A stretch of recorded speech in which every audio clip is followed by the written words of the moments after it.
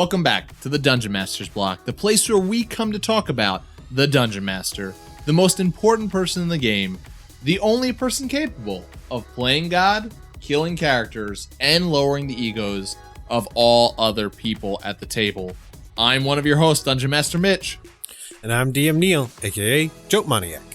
And we've got an awesome episode lined up for you today. Another RAHH Real Monsters is here. Yes. And we are talking about the amazing, the powerful, the wise storm giants. And Neal, perhaps even more exciting than that, is the guest that we have lined up for this episode. He is someone that many of you are going to be familiar with. We have none other than Chris Thompson, DM Chris, coming back to the block to talk with us about Storm Giants. It's a fantastic episode. Neal, I'm super excited for everybody to be able to get to listen to it. How about you? Agreed. Words. Yes, I'm beside myself. That's all there is to it. But I think it was so natural. I think that was the most fun, just playing off of each other and all of the ideas we come up with. So I am super excited. I don't want to waste your time. Let's get after it. But before that, we've got some iTunes reviews. So the first one is from Jeremy Warren, 12. Good show, 5 stars. My brother really loves this show. His name is Ethan, and I am Connor. This is a prank. I don't know anything about this, but you've absolutely made my day, because none of the names in your review match with your screen name, and I'm very happy. So thanks, Connor. That was a great prank. Or thanks, Jeremy, Ethan, Connor, anyone involved. All of you. Thank you. Our next one comes from Galaphile Draven, as entitled Great Resource, 5 stars. This is an excellent podcast.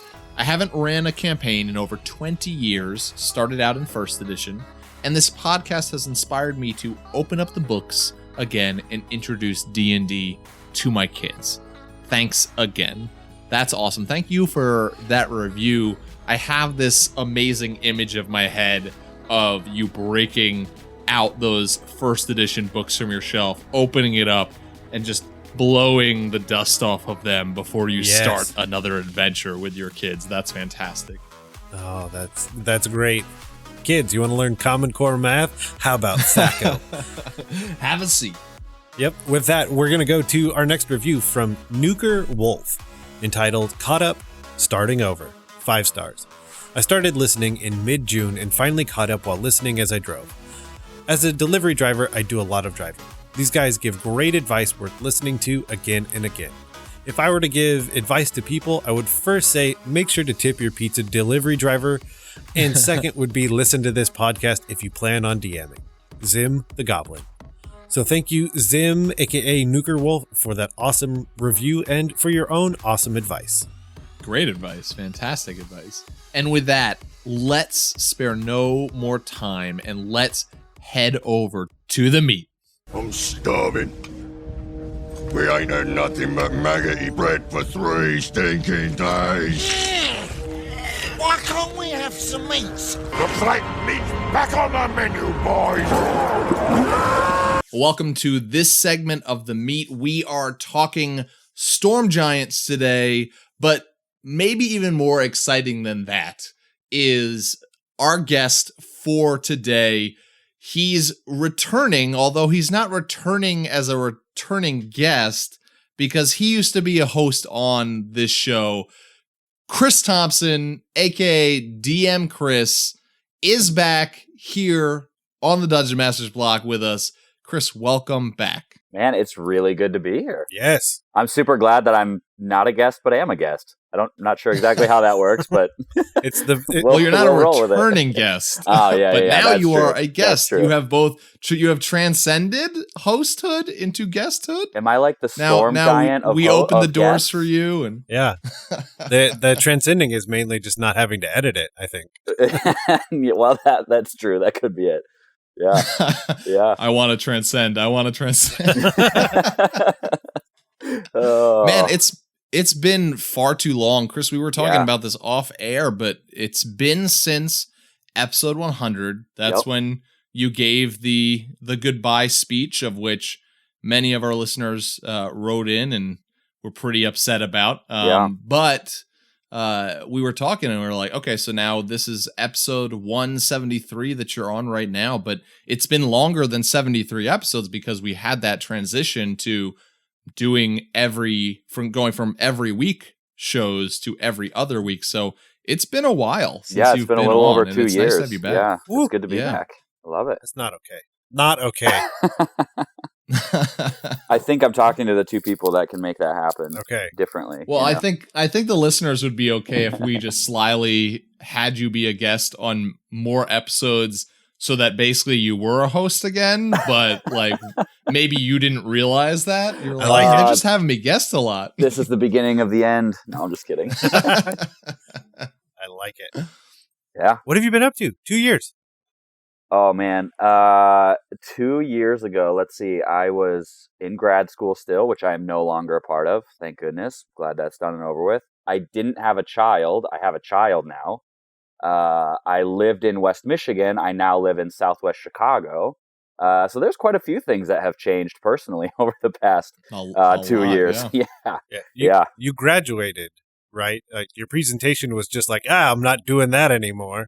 Yes. My presentation was like, thank God, because I went to seminary. Got to do that. Yep. This is done. Yes, that's exactly it. Yep. But that's what's been going on with me. Quite a few life changes have happened since I took a step back 2 years ago. Fantastic. All right. Are you ready though? Because now that you're in the guest seat, this could The hot seat. The hot seat. This could be good or bad. But are you ready? It's so different being on the opposite side of it, like not knowing. Like the suspense is terrible. Are you ready for your surprise question? Yes. Okay. So this one comes from William Johnstone, and that's an amazing name to start with. But It is. their question And is, I think last time that we said that name on air when we thanked him for being a Patreon, you said the exact same thing, Neal. Can I give an answer before we even start to see how close I was to actually answering it? Yes. Yes. Ham and cheese grilled cheese is my favorite sandwich. Okay, good. What is your best D&D voice, character, or NPC? So what is your grilled ham and cheese NPC character voice? Yum. Man, my best one. I think I do a really snooty barkeeper or store owner fairly well. I think that's kind of my go-to. With people that just don't really pay attention to the people that walk into. It's really easy to just be an annoying son of a gun in a store and just not want any interest in the people that walk in. Are you looking for an example of that? Yes. I think William Johnstone would be very upset if we did not get an example from you. All right. Hello, welcome to my store. What is it I can do I would for like you? I would like to see your magic items, please. They're right here on the wall. You can't see them with your own eyes. Do they need magic glasses to see them? They don't look that nice to me. No, they're physical that have magical properties. What else do you want from them? Would you like to see one? What else could they do for me? Yes, show me your best magical item. Tell me everything about it in excruciating detail. This is exactly why I sometimes do really annoying store owners, because players always do that. It's not. You're breaking character, Chris. You're breaking character. It's not acting, folks. Hey, it's not acting. One of the most recent ones was when characters did this was, hey, there's a name on the wall scratched in, Poppy Proudmead. Oh, tell us everything about Poppy Proudmead because I rolled really well at my history check. Dang it, you guys. Give me like another 3 sessions to be able to figure that out before you roll that. I mean, with the name of Poppy Proudmead, I'd want to know everything too. It was supposed to be Poppy, and I stumbled over my words to make it Proppy. So did maybe you stumble over your Proppy. words here on the show or in like the game with your players? On the show. I never stumble over words in my actual games. Ever. Right. Awesome. Poppy Proudmead. Yes. That's amazing. Yeah. Good stuff. Fantastic. Well, thank you for that answer, Chris, and thank you, William Johnstone, for that awesome question. You got to have a little bit of role playing. Probably some of the worst role playing that's ever been done on air, but it happened. There we go. So, and I can only say that with you, Chris. Other guests would be like, "What? That's so insulting." But That was partially my fault too. Wait, so do you lie to all your other guests and say that was the best role playing you've ever done? If we do role playing, I'm like, wow, that was the greatest thing ever, and hopefully I have my video camera off. No, all right. Yeah, right. So let's talk about what we came here to talk about today. Chris, when I was asking you about coming back on the show, we were talking about you coming on for a RAHH Real Monsters episode. Yeah. And I said, all right, well, like, we're going to put it to the Patreon Dragons to put it to a vote, which we did. And Patreon Dragons were doing what you voted on today. But you specifically said, well, one thing that I'd really like to do is I'd like to talk about giants. And so we put it to the Patreon Dragons. They were able to vote on any of the giants. And though they chose Storm Giants, so that's what we're going to talk about today. But Chris, first, what was it that drew you to wanting to talk about giants? Yeah, so I had started creating a new world that I had put giants at the forefront of pretty much the creation of the entire world. Not just being like overlords that were created of the people, but that were actually given a blank canvas and empowered by the gods to go and create the world. And they created people and all that.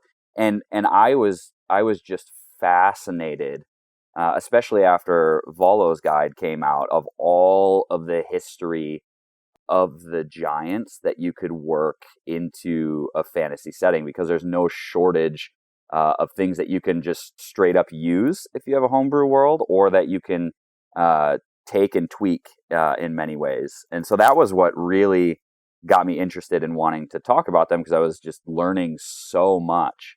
It was just so fascinating about giants. And I've, other than the one kind of short instance that in one of your campaigns, Mitch, we ran across the stone giants, I really hadn't had much interactions with giants in a campaign in any way, shape, or form. And so it was really fun for me to get to learn about it and then actually run some storm giant. In fact, it was a storm giant in the current campaign that I'm running with players, but not the way you would think about a storm giant. But their lore fascinates me from what's been written in the past. Yeah, so let's jump into exactly that. Let's start talking about like what exactly is a storm giant and what makes them different than the other giant races. Yeah, so the thing that makes storm giants the most different, I think, there are qualities about them that are fairly similar, like they're huge, they're extremely heavy, they're extremely loud, they're extremely strong. Like that transcends giants, all sorts of giant hood, right? What makes them the most different, I think, is the ordning, the way in which they structure themselves as giants. So giants have been around from the very dawn of time in the D&D settings. They trace themselves back to the god Anam, the Allfather. And when they were created so that there was a structure not only within storm giants themselves, but in the layout and hierarchy of giants, with storm giants being the upper echelon of all of them. Yeah, the ordning is super interesting, an interesting part of giant lore, because it's not just something that like storm giants observe, but it's something that like all giant kind observe. Yeah, totally. And what I found really interesting about the ordning is like there is different ranks and levels in giant society that basically makes it so like like where you stand as a storm giant, like if you're the king of the storm giants, if you're a noble, like if you're a layman, whatever it is, you know, and you fit into this very caste-like society. But what I found really interesting is that all giant kind are also structured. So I think, Chris, you said it, but storm giants are the highest among this ranking. And what's interesting is that even the lowest of the storm giants themselves, like you take like the lowest of the low from the storm giant society, they are still considered higher in the ordning than the king or queen of the cloud giants or the frost giants or the stone giants. Like they are still more important and higher in rank, which is really interesting to think about how an interaction between like a peasant storm giant with the queen cloud giant would go. Oh yeah, totally. Well, and I think what's really interesting about storm giants too is they're actually quite like you don't think about giants being real rational beings as far as we see them in whether it's Lord of the Rings lore or if we see them in Harry Potter or whatever. They're just kind of these oafish creatures that are bent on destruction and pillaging and eating smaller humans and their flocks, right? But what's interesting about storm giants is they're actually very thoughtful. They're very philosophic in their nature at times. They're very angry. Like, can't miss that. They're easy to anger, They were very easily angered. But if they were to do something, like, say, a clan of humans were to make them extremely mad, if they were to destroy them in a fit of rage, they would feel really bad about it the longer they thought about it, for the most part. Like, they would come back and try and make some sort of amends for what happened. And so they're different in that regard than some of the other giants. Like, I know cloud giants can be fairly similar to that, but they're very different than hill giants and fire giants in those sorts of ways where they may not necessarily come back and be as thoughtful or sorrowful for the things that they've done in the past. Like the lore that you mentioned in Volo's guide, like that's first place anybody wants to go about giants. That's your first spot. Totally. So one of the things that it mentions is once they're old enough to fend for themselves, storm giants spend most of their lives in contemplative isolation. Like, yeah, that is not something I think of, and that it's my go-to thought with almost any giant, but that, and they're literally just kind of like, almost like that wise person at the top of a mountain. And sure, they're going to do terrible things, but other than that, they're going to sit there and think about those terrible things. Well, and what you just said too is really interesting because they like to live in isolation, not just like out in the middle of a forest somewhere, but they're like in extreme places, like tops of mountains where nobody else can get to, or at like the very bottom of the ocean where, once again, nobody can really ever get to outside of magical means to get there. They don't really want anything to do with the rest of the world around them, but they want to be able to think and sit and wonder about the things that they see around them. Yeah. Yeah, or even living among the clouds. Yeah. Yeah, exactly. Looking down, like one of the descriptions in the monster manual is they could live like in the clouds, looking down so that even the largest of dragons look like tiny birds. Like that really, like you said, Chris, that really paints an image of how distant these creatures are from the regular mortal world, which without that, then you wouldn't be missing storm giants, right? Because like has been said, they are enormous. They're 26 feet on average tall. So you're not like having a storm giant walk past the farmer's field and not being noticed by everybody in the village. Right. Yeah, exactly. Yeah. And of course they're amphibious, which is my favorite thing in the monster stat block. Totally. Because, like we mentioned, living at the top of mountains or the bottom of the sea, it's cold in both places. So they're like, I don't care which one, either one. Yeah. And in some way they're drastic opposites. So it shows that like they are okay with either extremes of being extremely cold in the air or extremely cold in the water. Either is perfectly fine to them as long as they don't have to really interact with anybody but their thoughts. And their appearance very much fits that. Like if you look through either 5th edition artwork or even go back through the artwork of Storm Giants to earlier editions of the game, they definitely have this Greco-Roman inspired look to them. When you look at the Storm Giants, you can either see a reflection of, to me, what I see is a reflection of Zeus. Like you have a very they're throwing lightning bolts. They have their togas, their tunics, their sandals. You see this like Greco-Roman god standing before you.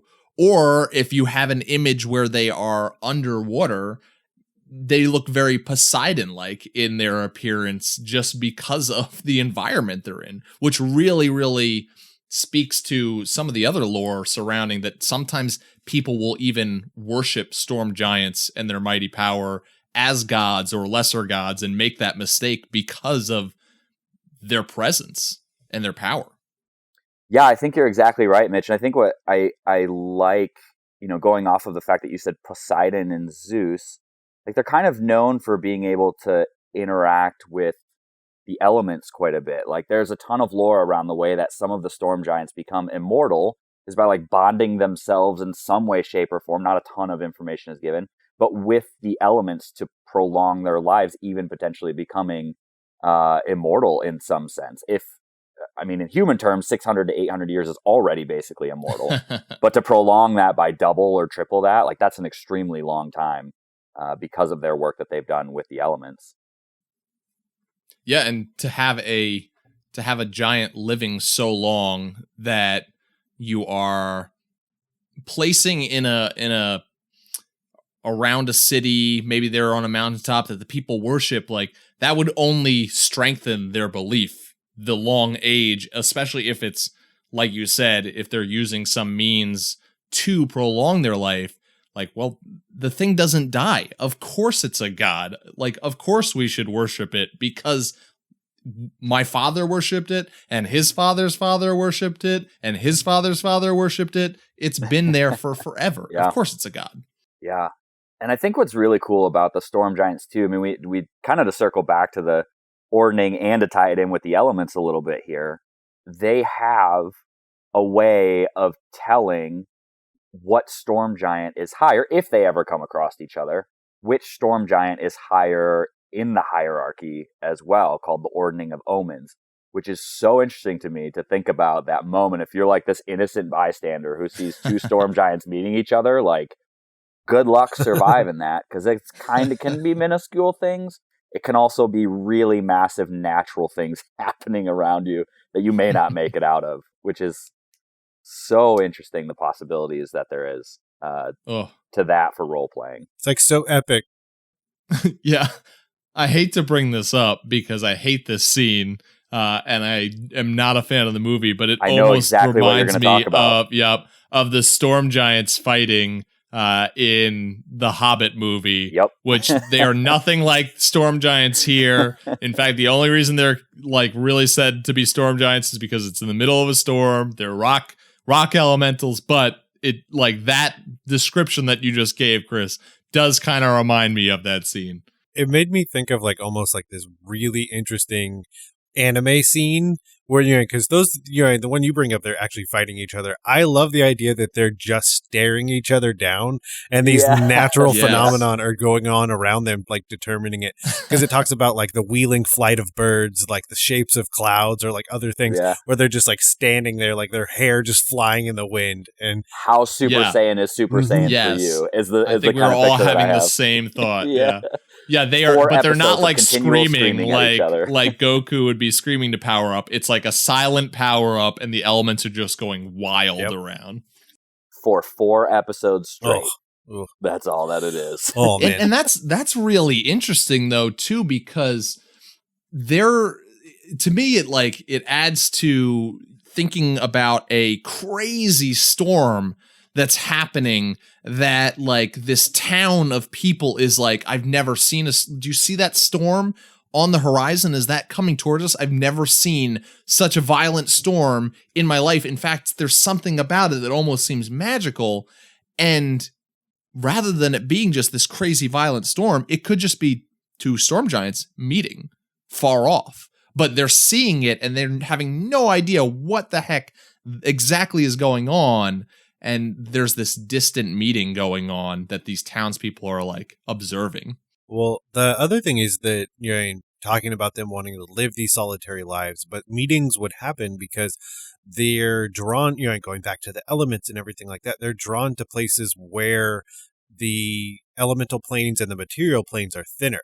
So you could have kind of this upstart storm giant interacting with, an older storm giant that's at one of these elemental crossings. And that could be, kind of going back into how do you want to put them into your homebrew world, or how do you want to start start some kind of story for your players to interact with. That could be it. It could be like this journey that one is going on and then this confrontation with a second one.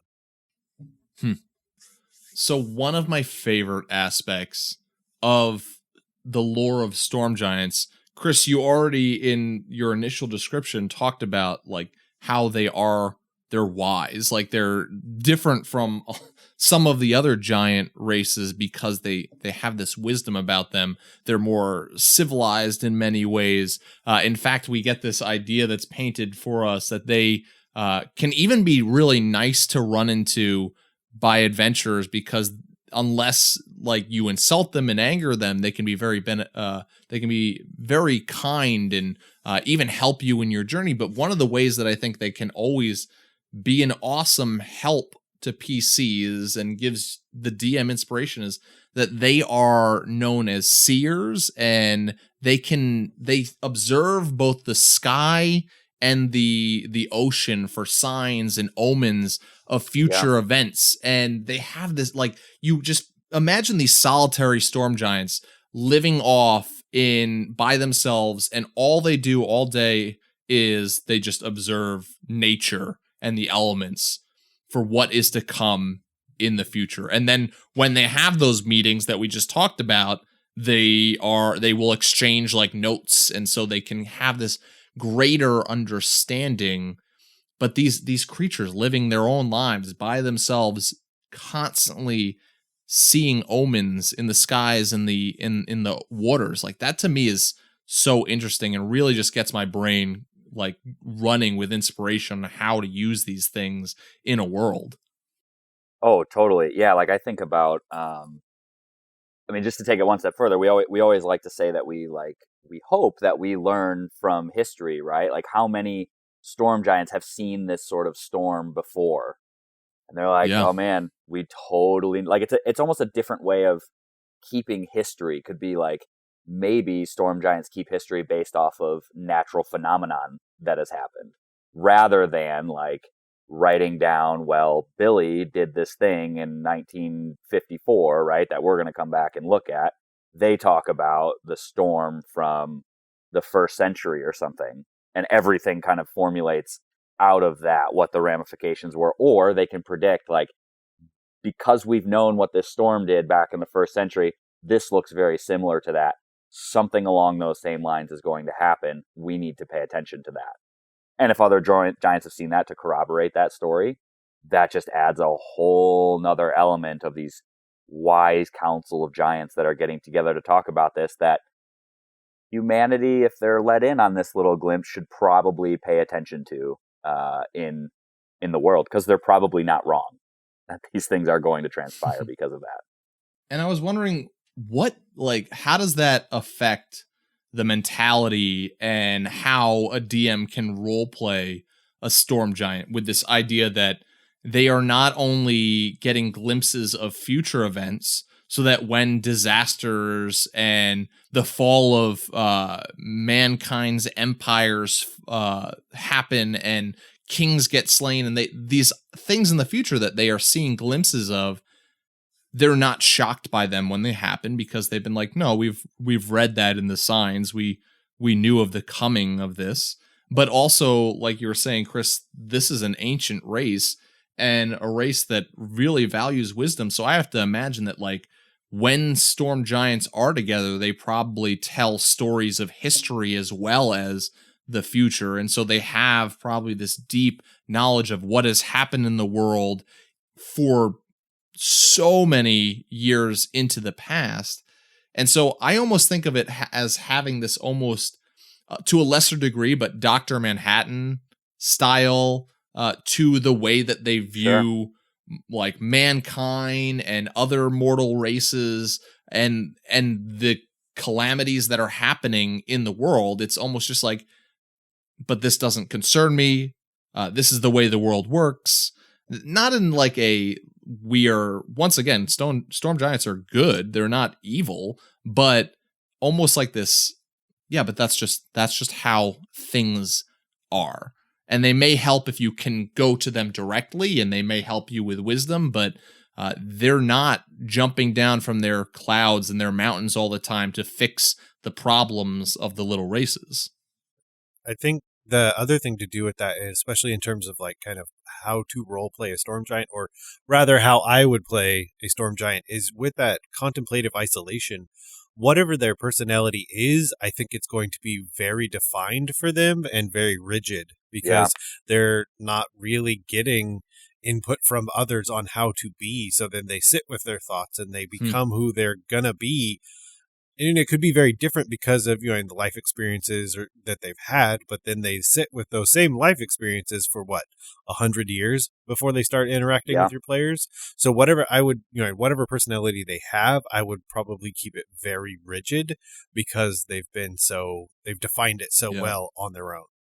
So here's an idea for you, Neal. What happens if in one campaign your players meet a storm giant that they significantly influence because they either helped him and he's sat with the thoughts about that group for 150 years before they meet the next group, that then meets the storm giant again, the same one who they're expecting to act the same way, do the same things, and then all of a sudden he's changed for some reason. I mean, how cool of a moment for your players to have the moment to explain, or to show that your players in the past made a significant impact on this creature who's contemplated the things that they've done for him or her for thousands or hundreds of years at that point. I think that's a fantastic moment for your players to feel that they've made a significant impact on the world through this one storm giant who's considered a god in the world of D&D for the most part.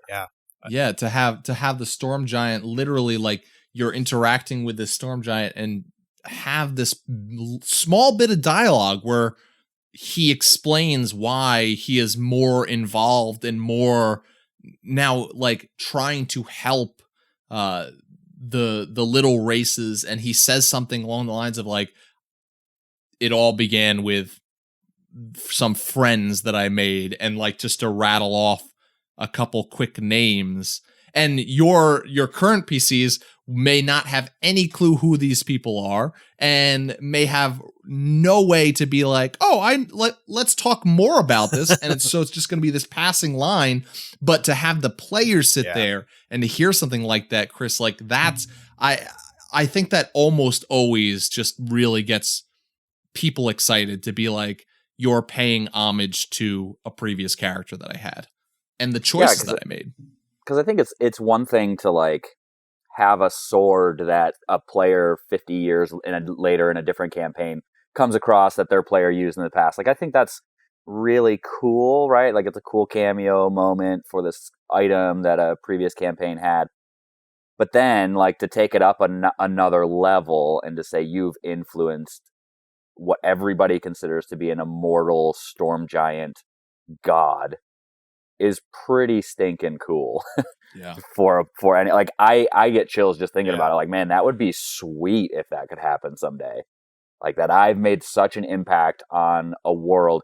Even though it's just we all know that it's made up. But there's something cool about a dungeon master paying homage when something massive and cool happens like that. I would almost also want to give honorifics that maybe hadn't come up in that initial interaction.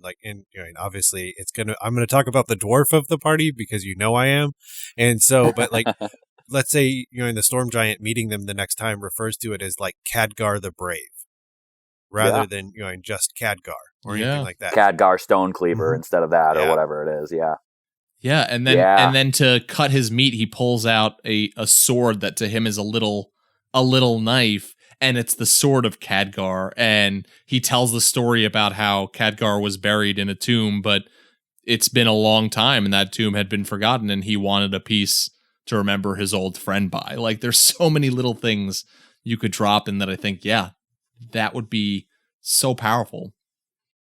So to tie it in with you, so we said earlier they can notice natural phenomenon, right? Yeah. So what if you were to say hey, I knew that you were coming because I saw a storm that was very similar to the storm before the last group of people came and find me.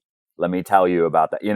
Tying in some more of these historical elements of the storm giants, just getting that much more immersed into the lore is just it makes me want to go back and run my Storm Giant encounter much differently now. Like having talked about this way, like, I mean, how cool. Let's transition there, talking, because Chris, that's what you're talking about, is like doing it, like running Storm Giants yourself, doing it in your own homebrew worlds or whatever world that you're playing in.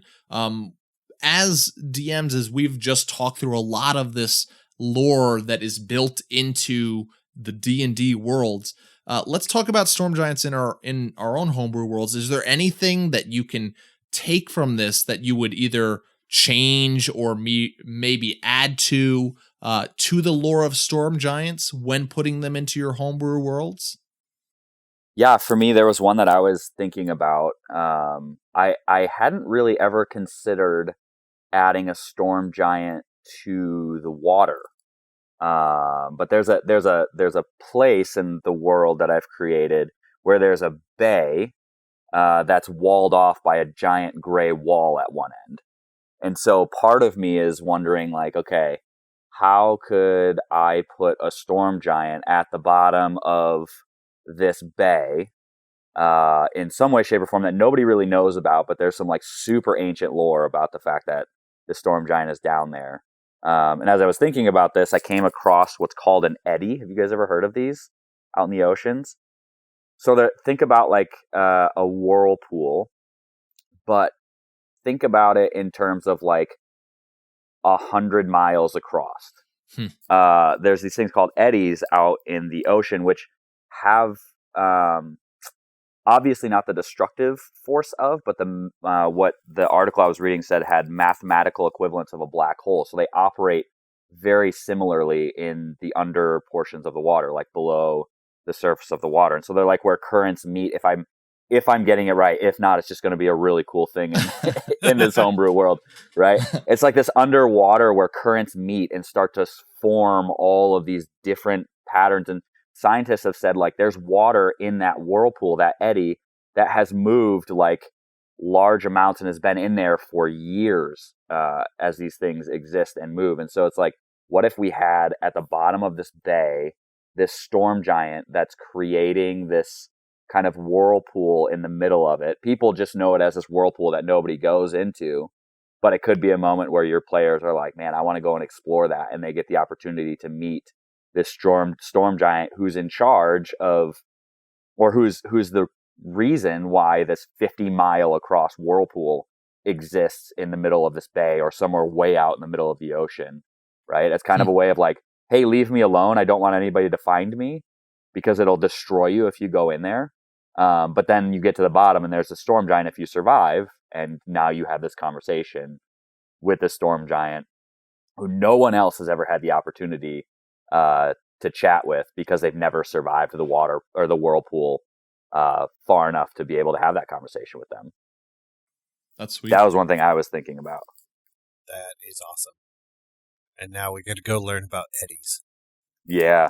Well, and Edgar Allan Poe too has a really cool like description of like this massive whirlpool where like on the outside of it there's always just this constant layer of like foam. And so what if by this whirlpool there's just this constant 10-foot layer of foam that people have to wander through, that they're like, hey, we're going to wander into this, see if there's something on the other side, because they've sailed all the way around it. It's a long journey. They've only seen walls of foam. And now they're like, okay, we're going to make our way into it, see what's in here. And they come out the other side and there's this massive whirlpool that they're then sucked into. Oh, no, like, terrible choice. Terrible life choice. But yeah. That's awesome. Mitch, did you have ways that you would spice up the Storm Giant? So one of the things that I really liked from some of the older editions in general to D&D is I think there were a lot more languages that were floating around. And as far as the Storm Giant goes, like in the 5th edition Monster Manual, it speaks Common and it speaks Giant.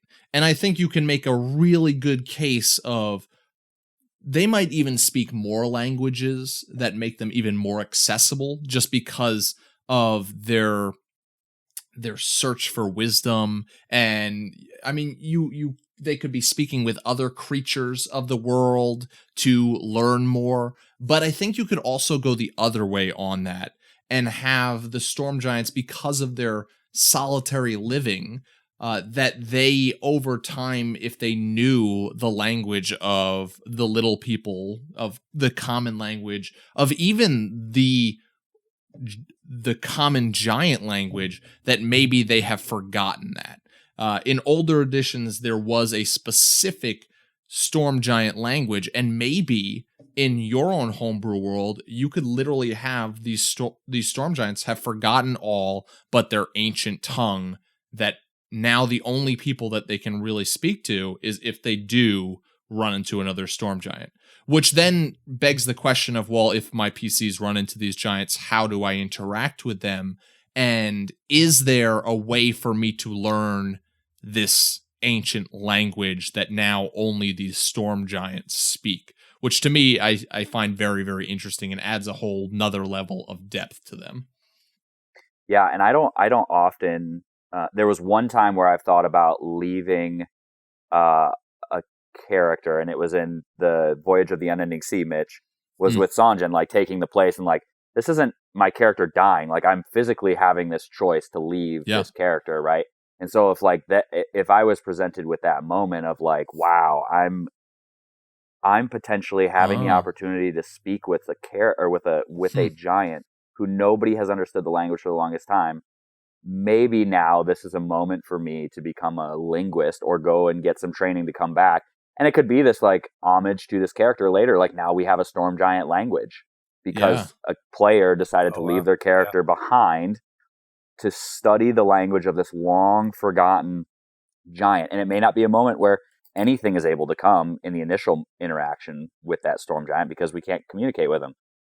But the character comes back maybe if in an epilogue session 8 years later or something, meets back up with the rest of the group and says, I did it.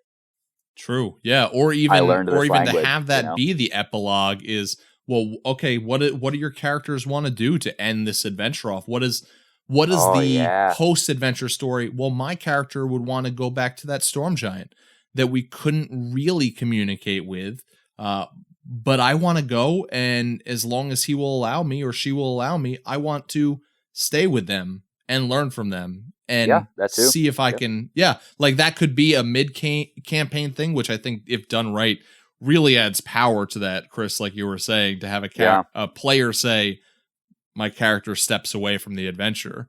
Or it could be the end of the story for that adventure, that's how, after the adventure is done, he or she lives the remaining days. Well, and then starting off a new campaign, you could have them come across that old character or come across the book that the old character had made in some way. And then that could lead them on a journey for their next adventure too. It could be another moment for some cool homage to that, to that character that went and did that in the epilogue. Neal, did you have anything, or should we jump into adventure hooks? I think the only thing I would do is maybe add more interactions, just to spice it up. Maybe have like a pair of storm giants that, for whatever reason, they have like the exact, going back to that anime standoff where it truly ends in a draw. And so then the two of them like stay together because they somehow in the ordning are at like the exact same level.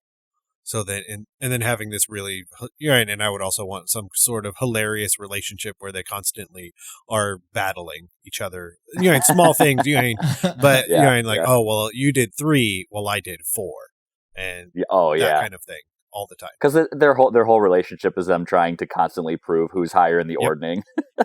That's awesome. That's great.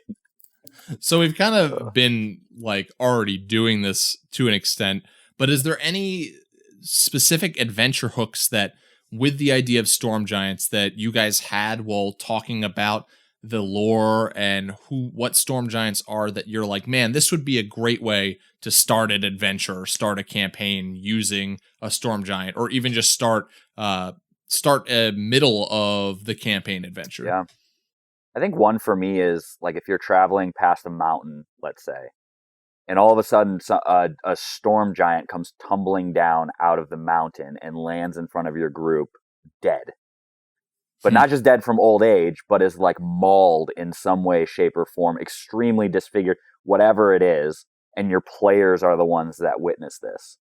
They had maybe thought that storm giants were only things in fairy tales or whatever. They'd never come across one. And now there's this giant 26-foot, 3,000-pound storm giant laying in front of them dead because something happened up on the top of this mountain and they have no idea what to do. I think that's a very pointed adventure hook that would be really hard to ignore. Yeah, hopefully not too many players. There are definitely those out there who would be like, okay, moving on. Yeah, right. Well, it could be one of those things where it's like, oh shoot, we're not ready to travel up there. Loot the but body. we got to let somebody know about. Yeah, loot the body. No, but I mean that's a good point coming out of that. That to me, like talking about adding to the lore, like Chris, you bringing that up makes me go, yeah. What happens if a storm giant dies? Like, do their bodies just decay like normal, or like I had this image of like the body hitting the ground, the last bit of life exiting in a breath, and the eyes closing, and almost this idea of kind of like in Infinity War with the like turning to ash and like going away, but like sparks rippling up and down the entire of the storm giant's body as this like kind of slowly happens. Whispering one word before they die. Yes. You know? Rosebud. And Rosebud. and letting the players figure out what in the world that means. Yeah. Neal, got any adventure hooks for us? I do. I love the idea of using them really early on because, we've kind of presented them as, they're good, they're in some way but benevolent, atop the hill, and going back to kind of the idea we talked about where, Khadgar has passed away and this storm giant knows it, but they also know that there's nothing they can do. They can't come from their mountaintop and go to where Khadgar passed away. And so they could kind of essentially put that quest to your players to go get that souvenir, if you will, that remembrance of Khadgar or that whole party and bring it back to them. So I think that'd be a really cool way to introduce them at lower levels. Yeah, I love that. What about you, Mitch? You got any adventure hooks for us? All right, so I've got two for us. So the first is rather kind of simple. It would be not simple, but it would be a rescue mission with the fact that storm giants are these seers and they peer into the future and they have this wisdom of both the past and the future. I think a storm giant would be a prized possession to a king that wants to capture one and keep them in the dungeon, to constantly be giving them wisdom and knowledge and helping them to rule more effectively. And so the idea of an adventuring party finding out that this poor storm giant is being held captive leads to, how do we set this storm giant free? And let me say, if you're able to capture a storm giant, then that's not going to be an easy rescue mission because you've got some strong forces behind you then. Yeah. So that was, it's funny that you say that because that was sort of the way that the players encountered the storm giant in the campaign I'm running now. Was in the same sort of way. Like there's an empire that behind the scenes, the players don't know this. So if you're listening, stop listening now. They wanted to capture the storm giant because they know that storm giants can control the weather in this world. And so they wanted to have an advantage on the battlefield as they're about to go out into the entire world and try and conquer it by having a storm giant that they've captured and tortured and want to have the advantage of having the elements be in their favor. That was the idea that I kind of threw in that they're dealing with now. Yeah, and that's a great point, is that they could be used as a weapon because of their wisdom and their ability to see into the future, or just because flat out they are a living weapon. They're huge. They can cause massive amounts of damage. And if you can control the storm, man, that's a powerful weapon that you can use against your enemies. Especially if you can capture one that's higher up in the ordning. Imagine Yes. the even stronger power that they have. Yeah. Yes, exactly. Okay, so and then my other adventure hook. So I think that the fact that storm giants they're chaotic good creatures. They're known as being benevolent. They're known as being solitary living creatures. It says they only get together really to either meet and exchange information, or if they're raising children, they'll stay together while they're raising the children. Then they all go their separate ways. You have this real setup of every storm giant is in this different place, and they are just kind of secluded from the rest of the world. The question I was asking myself is, these are the strongest giants that there are. What if, because we don't really get this in any of the current books we have, what if a storm giant decided that they were done with the ordning, but that they wanted to work their way up the ordning, and the way that they were going to do that is they were going to take out all of their giants in their way. This is definitely breaking that chaotic good side to a storm giant, but an evil storm giant that wants to raise up the ranks. You can have this storm giant literally traveling from place to place, taking out other storm giants. And so this adventure hook is that you're hearing, maybe there is this very slight connection that the world has with storm giants, and they're all starting to disappear. They're all starting to die. I mean, you can literally have your adventure hook, Chris, be the thing that starts this, with the storm giant falling down from the mountain, right? And it's another storm giant who has done this deed, but then trying to find this rogue storm giant to take them out and to stop the ordning from breaking. And kind of leading into that other question of what happens if the ordning breaks? What if a giant breaks the ordning? What are the consequences of that? Yeah, I mean, I think about, too, along the same lines as what you're saying. Like, it makes me think of what if you were to throw a Highlander element in there? Like, so if a storm giant figures out that by cutting the head off of another storm, or whatever you want it to be, they take on some of the power of that storm giant. So they're just growing exponentially in their power. Whatever storm giants are left, this one's way too powerful for them. They have to come out of isolation and band with the races of the world to fight back against this one storm giant at the very culmination of the campaign, with all of its weird elementals that it's brought along on its side, and having that be the culmination of the entire campaign, because this one storm giant, to go off of what you're saying, has become way too powerful that they alone can't do anything about him. And you could even make it more of a materialistic kind of thing, because maybe they're gaining in power because with every storm giant that they slay, they're taking their best piece of armor or their most magical weapon. So you have this rogue storm giant walking around with the sword of Hondor and the helm of Gauntlgrin, So it's like, and as they kill more, they're getting a stronger armor set and a stronger weapon set, and that's a fantastic addition.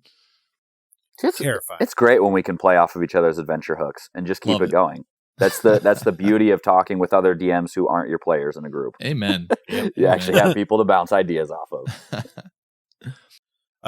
So the ultimate question we have is, where can we go to find what you're doing on the internet, if there's anything you want us to find? Well, I hope that I'm a fairly open book and aren't hiding anything. You can follow me on Twitter. My handle is @DM_Chris1. And that's pretty much it for right now, where you want to find me for now. Yeah. Well, I think I speak for both of us, Chris, when I say this has been fantastic to have you back on the show.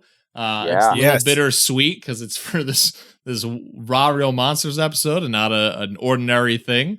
But it just felt so natural to once again, me and Neal be able to sit down, albeit not at the same table, but and talk virtual table D&D. Yeah, virtual table, exactly. The three amigos, doing it. Yeah, thanks, guys. This has been awesome.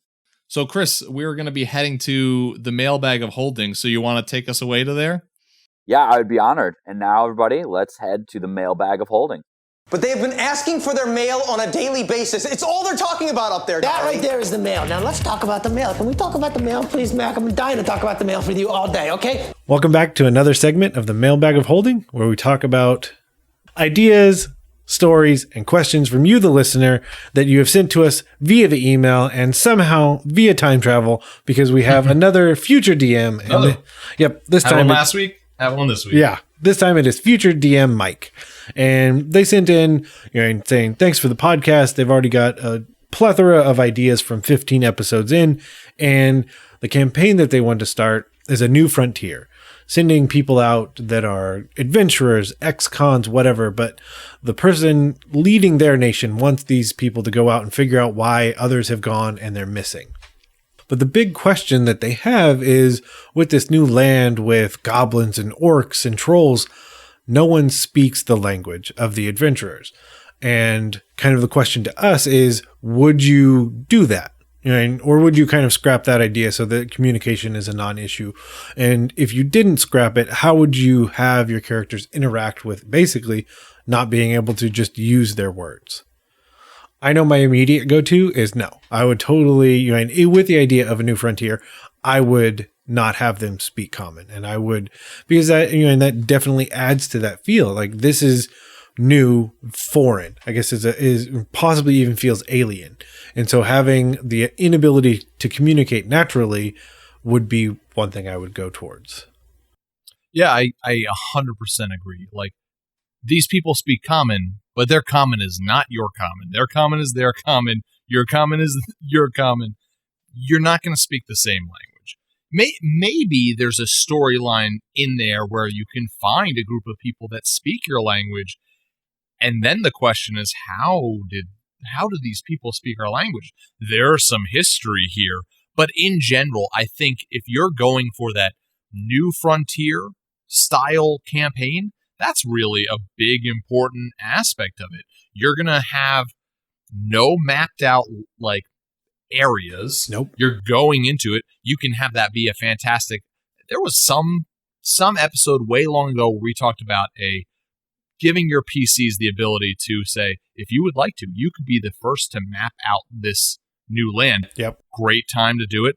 Also, these are the first PCs that might be encountering these people that speak their own language, or multiple people groups that speak their own languages, monsters that speak their own languages. It's a whole new world. And Neal, at this time you said you were going to start singing this. Yeah, no. But there is shining, shimmering, and splendor. Exactly. But I mean, here's the other factor here is that if we're talking about D&D or a fantasy world, you always do have the answer of magic too. It's limited, but you can cast spells that allow you to speak the language even if you don't understand it. So this is actually, I think, a great place for a wizard or a sorcerer to shine as being an interpreter to this new people. And so if you're like, oh man, I'm really worried that none of these characters are going to understand language, go to the wizard, go to the sorcerer. Or just as you progress this campaign, start to make it so all the characters are learning this language slowly. And so then as you role play these NPCs, you're now doing broken, like, common to them because they're starting to understand certain words, but then you throw in something else and they're like, I still don't understand what they're saying in that. Yeah. But yeah, that is part of the best and most important feel, I'd say. Like you were saying, Neal, it's important. I think it's an important aspect. Well, and you also have to, the races that you want to communicate with the players. If you're saying orcs, but they're more traditional and that they want to murder, your players probably aren't interested and be like, oh, what do they, I want them to tell me how they feel before I kill them. Like, that's probably not the road you're going down. And my number one go-to, again, I like referencing some piece of media. Definitely go watch 13th Warrior. because he sits there as a captive, and Which is a great movie. oh, it's one of the best movie. In my opinion. I call it one of the best D&D Yes, movies because it is absolutely. classic. But he just sits there and listens to them for hours and hours on end as they're just casually talking amongst themselves until he eventually starts to be able to understand what they're saying. Yeah, and depending on how deep you want to get into DMing and figuring out, like you can just make up sounds as you're making up this new language that they're not understanding. But if you want to get deep into it, every time a orc party attacks them, they yell Gundaba or something like that. And maybe your really clever players will start to figure out, hey, every time we hear this word, they do this. And this other group said this other word that wasn't this, and they were not attacking. And so you can even throw little, if you really want to get deep into that, if you want to Tolkien this and start creating this language, like you can, you don't have to get fully into it, but you can totally come up with a couple words that your PCs will start to latch onto and be like, I know what this means. I can now use this as I'm talking to these natives. Yep. I like it. So thank you, future DM. And again, hopefully you are current DM, Mike. We just want to thank Chris again for coming on, and hopefully we can trick him into coming on more than he's realizing, and we'll just call him a host again. It'll be fine. And hopefully you got a lot out of that Storm Giant discussion. I know I did, and I know I really want to terrify my players by adding a Storm Giant way earlier than they expect. But if people wanted to tell us about their use of Storm Giants, how would they do it? You can send us an email to dungeonmasterblock@gmail.com. Write in, tell us your stories about Storm Giants in your homebrew worlds. We want to hear them. We want to be inspired by you. And if you like what you hear on this episode and on previous episodes of the Dungeon Masters Block, if we've inspired you at all, think about heading over to iTunes and giving us a 5-star review. If you do, we'll make sure to shout it out on a future episode of the show. If you want to follow us on Twitter, you can do so at DMS_block. That's at DMs block. And of course, like us over on Facebook, which are the best places to follow us so you can get all of the updates that we send out. The Dungeon Masters Block is a proud member of the Block Party Podcast Network. Check out other shows like The GM Showcase, Geek Wars, Detentions and Dragons, and more. But as always, this has been the Dungeon Masters Block, the place where we focus on the Dungeon Master, the most important person in the game, the only person capable of playing God, killing characters, and lowering the ego of all the other people at the table. I'm DM Neal. Good night and good luck. and remember to always keep on dungeon mastering.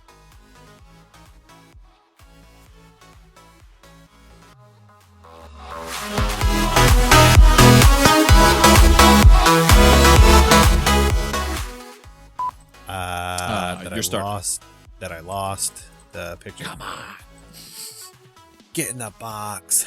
Let's spare no more time and let's head over to the mailbag. Nope. The mailbag of holding. That'd really throw people off.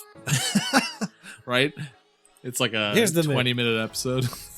Here's the mailbag. What's up?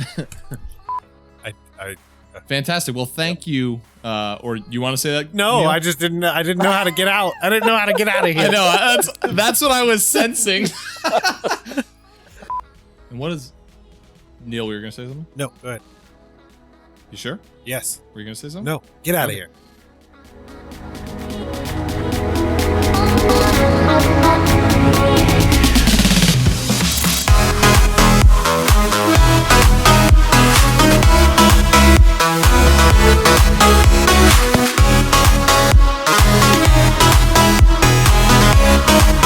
Goodbye.